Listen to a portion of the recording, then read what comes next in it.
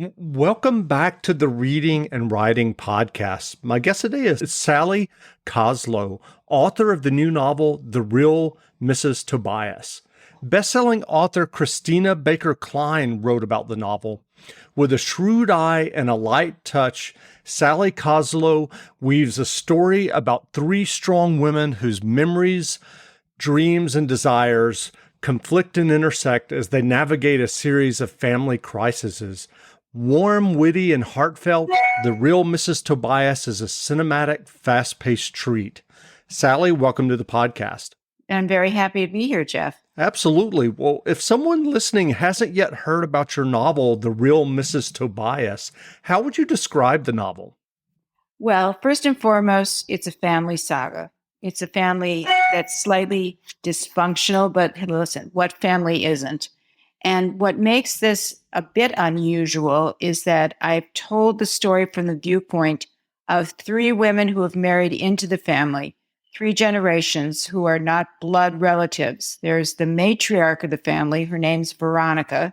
She's 74, highly functioning as a psychotherapist. There is her daughter-in-law, whose name is Melanie, or Mel. And Mel has her daughter-in-law in the picture too. Her name is Bertie, married to Mel's son. So one of the things that makes this book interesting, I think, and I think readers would agree, is that it explores the tricky relationship between mothers-in-law and daughters-in-law. And I'm curious, do you remember the original idea or impetus that led you to write The Real Mrs. Tobias? You know, I've had a mother-in-law for longer than I've had a mother. And I have a very interesting, dynamic mother-in-law, but it hasn't always been easy. I'm a Midwesterner who moved to New York City, and she was far more sophisticated than I am when we first started out here, and there were all sorts of differences. So I've always found it an interesting dynamic, that of mothers-in-law and daughters-in-law. And I didn't want to tell the story in a traditional way and thought, this will be interesting. And it was to write, yes. And I'm curious, when you sat down to write this and you had this idea of mothers and mother-in-laws, did you sit down and write an outline before you began, or did you just kind of have the initial germ of the idea and just kind of dive into the narrative to see where it took you? I am, in all the books I've written, and this is my sixth novel that's publishing. I never do an outline, but I always know the basic idea, and I keep my eye on the ball that way. And as things develop, it gets more and more interesting as I get to know the characters better. I think if I would try to outline a complete book in advance, that it wouldn't have as many nuances. It would be flatter somehow, because as I go along, so many ideas occur to me, ways that make this telling the story better. So that's my method, works for me. And other people swear by an outline, and they say if they didn't have an outline, they wouldn't know what to write next. So every writer does what works for them. Sure. Well, I know that before you started writing novels, you were the editor-in-chief of McCall's magazine. I'm curious, when you were working in magazines and editing, were you writing fiction at night? Did you always want to be a novelist? What led you to writing your first novel? Jeff, I never wrote a word of fiction until after I was no longer a magazine editor. I was the editor-in-chief of McCall's, which was an iconic American brand. It was 124 years old when it was converted into a magazine for Rosie O'Donnell. And you don't make this stuff up. That really happened. And then I actually got another job which was very interesting, to be the editor-in-chief of a new magazine, to create a magazine for Lifetime Television, which this was before the days of HBO and Netflix and Amazon Prime and all the Hulu and everything we take for granted to fill our evenings. Lifetime was a very, very successful. I mean, it's still around and still successful, but it was really successful back then. And they wanted a magazine, much like Oprah had a magazine. So I created a magazine. So until that job ended, because most new magazines unfortunately fold, and that one did too after a few years. While I was looking for a new job, as a magazine editor, I decided to join a writing workshop just for fun, because I never had any time to do my own writing as an editor-in-chief. That's a very comprehensive job, as you Sure. might imagine. And I ran a staff of about 50 people, and there was a huge budget, and there were all sorts of people to answer to. It was your basic 14-hour day. Yeah. So I sat down for the first. It was actually a nonfiction writing workshop class, but I wrote a little take on what it was like to go to a Chanel sample sale, and I fictionalized it, and everyone in the group really loved it. So my teacher said, doesn't matter that it's fiction, just take it from there, because it was quite memoirish.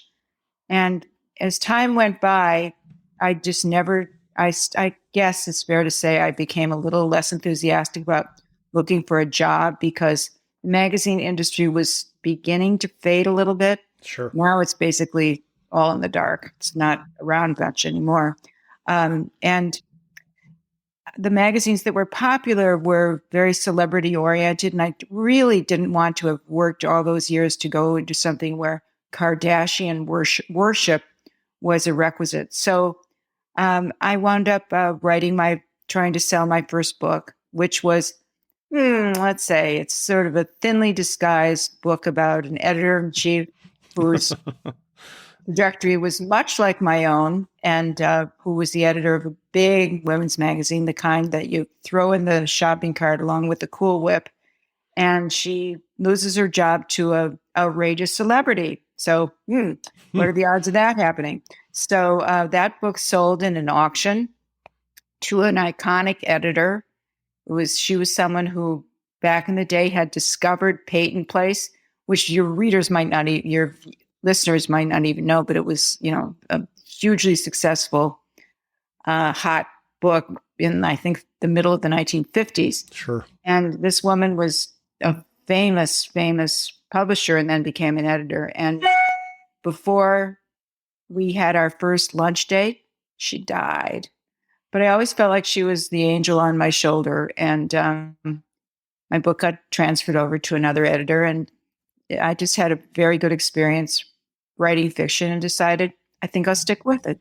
That's great. Well, I know that you've taught creative writing. What writing advice would you offer to those who are working on their own stories or novels?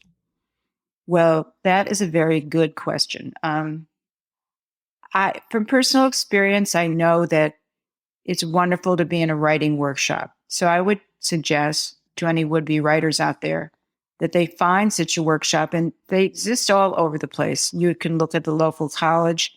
I used to teach at Sarah Lawrence in their wonderful writing institute, and they're comparable. I don't know if they're comparable, but they're writing institutes all over the place. Or you can look online. Now, because of Zoom, people can be in writing workshops that are led by teachers across an ocean, let's say.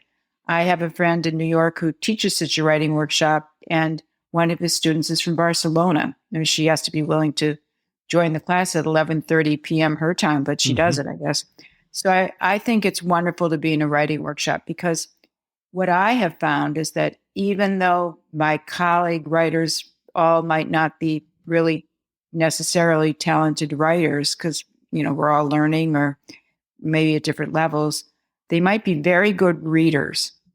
And that's a different skill set to be able to read and critique. And it's really important, I think, for someone to read your work and say, I'm getting a little lost here, or this is really funny, or this isn't clear.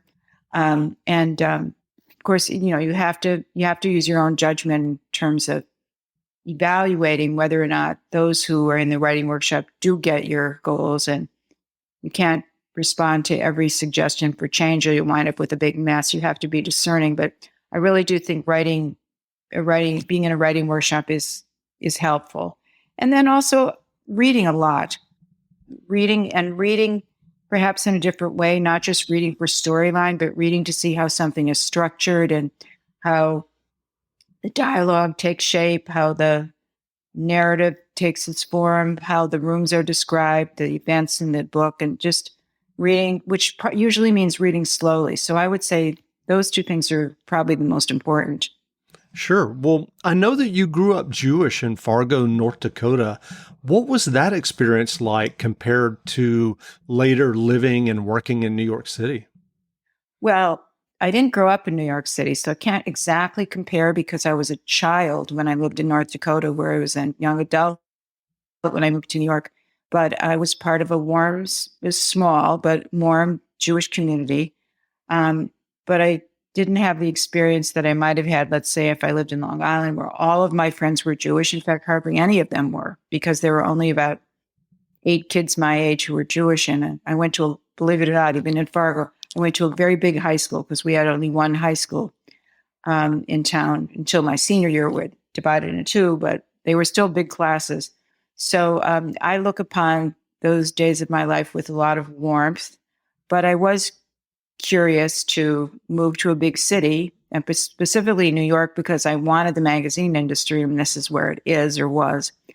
So I learned a bit what it was like to have the experience of being in the minority, because when I lived in Fargo, the Jewish community, we were the minority. It's not that way anymore. It's a much more diverse community. It's probably 3 times as big as when I lived there, and it's been welcoming to many, many refugees. And actually, the Jewish population is quite small now, but it was an interesting experience for me. It was predominantly Scandinavian. Many people in Fargo are of Scandinavian heritage, lots of Norwegians. And so if you imagine what it's like in Scandinavia now, some of the nice qualities were incorporated into the way we lived. There was a lot of music in the schools, and it was a very clean community. Nobody left a gum wrapper on their lawn. So it was actually a very, very lovely place to grow up. And I still have a lot of friends from the Dakotas. Tired of long waits and rushed care at the ER and urgent care clinic? Next time, stay home and let Dispatch Health bring the power of the hospital to you. I call Dispatch Health. A care team of medical professionals actually come to your house. They're the same caliber of people that you would see if you were at a hospital or an urgent care. Dispatch Health can treat most non-life-threatening emergencies. They can do the x-rays, they can do stitches, urinary tract infections, blood test, urinalysis, ultrasound. It's almost everything that they can do at the ER. You never feel rushed. They're there for you and only you. I felt like their only patient. And it costs no more than a trip to urgent care because Dispatch Health is covered by most insurance, including Medicare. See if we serve your home at dispatchhealth.com. Dispatch Health really went above and beyond. It's wonderful to have care come to your home. House calls are back, and they're better than ever. Learn more at dispatchhealth.com. Well, as you mentioned, you were the editor-in-chief of McCall's magazine and worked in magazines and the magazine industry and moved to New York City for that reason. What was your experience in magazines before you ended up at McCall's? Well, I started out at Mademoiselle magazine, which it no longer exists. Jeff, if you look at my resume, most of the magazines don't exist anymore. But Mademoiselle was quite a sophisticated magazine for young women, mostly in their 20s. And if I had come from the New York suburbs or maybe New Jersey, I wouldn't have had the nerve to apply for a job at this company because it was very fancy. It was Condé Nast, very, very elegant, fancy company. But I didn't know any of that. I was dumb enough to apply, and I got a job, and it was really a great experience, although I must say I wasn't exactly overloaded with work. We had more than enough time to do our work, but we also weren't paid very well. So I guess that's how they could afford to have a large staff with a light workload. But it was mostly women and on the staff, and very smart, interesting women. So I made friends, and also I learned a lot through observing how the editors higher up in the masthead than I would edit my articles that I wrote. So it was a really very fortunate experience. And also, sometimes I think I got some cute clothes, as I recall. That's great. So are you working on another novel now? I'm always working on something. I have one book that I refer to as my COVID book.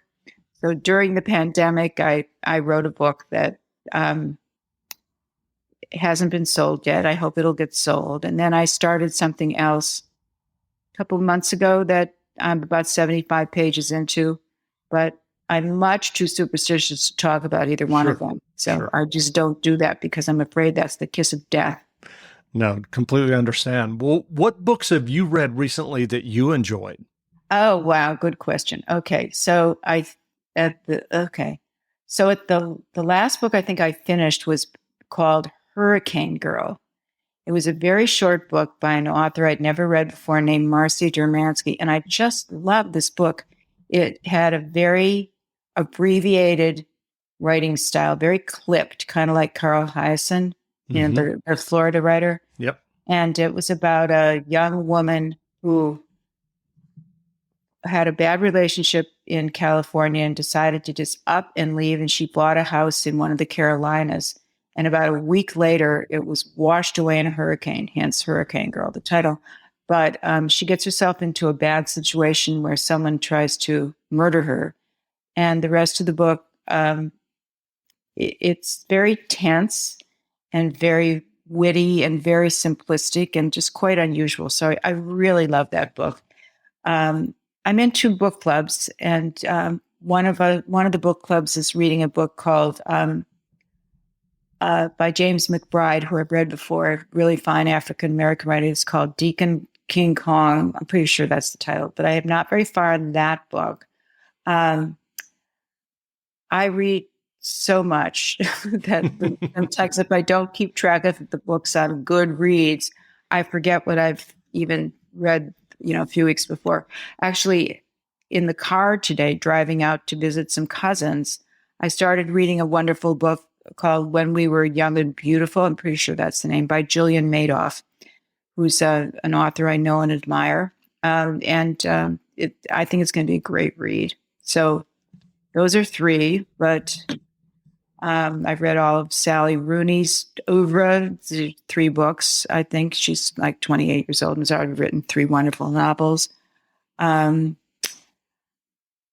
Lots. That's great. Well, where can people find you online if they'd like to learn more about you and your new novel, The Real Mrs. Tobias? Well, it's very, very easy to find me online. So www.sallykoslow.com. So that would be spelled SALLYKOSLOW. And if you go to my website, you would find portions of all 7 books that I've written. 6 are novels, but there's 1 book in there that's kind of a memoir reporting job. It's called Slouching Toward Adulthood. And I did it about 10 years ago when it was a new thing for people in their 20s to graduate from college and go sleep in their parents' houses for the next few years. Now it's not such a new thing. It was a little bit prescient, that book. But that is my website. It's got a lot on it. I also write a lot of essays, and it's got a lot of my essays on it too. That's great. Well, again, we've been speaking with Sally Koslow, author of the new novel, The Real Mrs. Tobias. The novel is available now, so go buy a copy. And Sally, thanks for doing this interview. Thanks a lot, Jeff. It's really good to meet you. And by the way, the novel's actually not going to be out for till early September, but you can pre-order it in any of your favorite venues, be it Barnes & Noble, Amazon, or independent bookstore. Yeah, that's fine. I was actually going to schedule this so that it goes up on very good. Recap publication. No, that's okay. That's not a problem. Thanks a lot, and you have a great weekend. Jeff. Glad this worked out. Bye-bye. I am too. Thanks Bye. a lot. The aroma of roast chicken mingles with the top note of Dorissimo, as potent as if lilies grew in the foyer. The scent of my in-laws' hospitality. "Darling," my father-in-law says as we kiss on both cheeks, "looking gorgeous." He is a courtly throwback, able to call a woman darling without being slapped with a sexual harassment suit. Only men born before 1950 have this ability. Once, David and his son, my husband Jake, were both beyond 6 feet. Though thanks to a herniated disc, my father-in-law is slightly stooped, on his way to becoming a leprechaun. If I wear heels, as I am tonight, we meet eye to eye. His are twinkly, and his headliner of a nose prominent. If David weren't such a natty dresser, he might have walked out of a folktale by Shalom Aleichem. I adore him, and the sentiment is returned. I have my issues with Veronica, my flinty mother-in-law.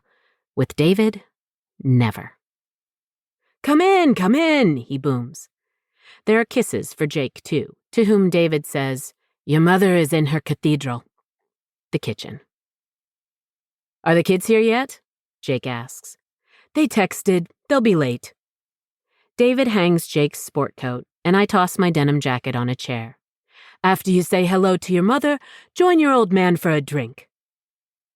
My father-in-law and I may have a mutual admiration society, but the invitation is directed only at Jake. We can watch the World Series later. You have to give it to the Red Sox. That team is the Rats' pajamas. I follow Jake as he pushes open a swinging door. On the other side, it's 1992, when his parents installed white laminate cabinets. As my husband greets his mother, he says, "Loaded for bear?" This idiom, which Jake learned at an Adirondacks boys' camp, along with a wicked butterfly stroke and a comprehensive off-color vocabulary, is their code speak when he senses that Veronica, his mother, is in a mood. For the record, I'm not angry with your son, she scoffs, just concerned. Who can tell the difference? I can. If a vein throbs above Veronica's left eyelid, she is in the full flower of fury. And there it is. Hello, Mother, I say. These are for you. I offer up a bouquet twice as big as her head. Cosmos, dahlias, freesia, hydrangeas, ranunculus. Thank you. Veronica's split-second wince tells me she'd have preferred chocolates or wine. Her eyes scan my vest and choker. When I last wore this getup, scored at a craft show, she remarked that I looked like an escapee from a Renaissance fair. I laughed as if it were a joke. It wasn't. Anything I can do to help? I ask. Please find a vase for the flowers. First closet on the right, the taller lilique is best. I know where Veronica keeps her vases. I've visited this apartment for 25 years, and little changes beyond books, always hardcover, alphabetized by author. At my apartment, books are arranged by color. My mother-in-law has told me this is an insult to authors. I walk through a hallway hung with family photos, identically framed in black with wide ivory mats. Many document Veronica's beauty, which has evolved from dainty to dignified, as if she'd willed each feature to come into sharper focus. There is only one of her as the child it is hard to believe she ever could have been.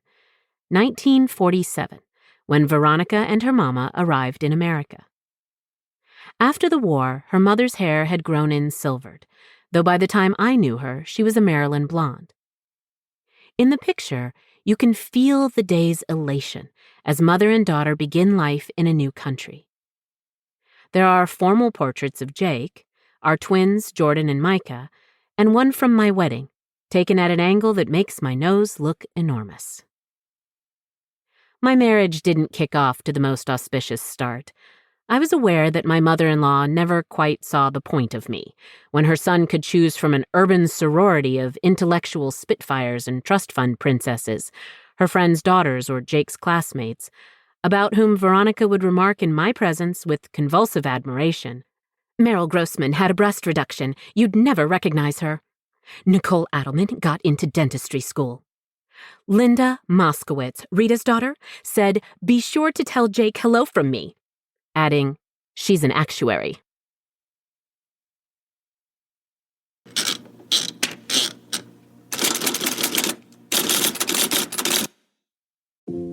Tired of long waits and rushed care at the ER and urgent care clinic? Next time, stay home and let Dispatch Health bring the power of the hospital to you. I call Dispatch Health. A care team of medical professionals actually come to your house. They're the same caliber of people that you would see if you were at a hospital or an urgent care. Dispatch Health can treat most non-life-threatening emergencies. They can do the x-rays, they can do stitches. Urinary tract infections, blood test, urinalysis, ultrasound. It's almost everything that they can do at the ER. You never feel rushed. rushed. They're there for you and only you. I felt like their only patient. And it costs no more than a trip to urgent care because Dispatch Health is covered by most insurance, including Medicare. See if we serve your home at dispatchhealth.com. Dispatch Health really went above and beyond. It's wonderful to have care come to your home. House calls are back, and they're better than ever. Learn more at dispatchhealth.com.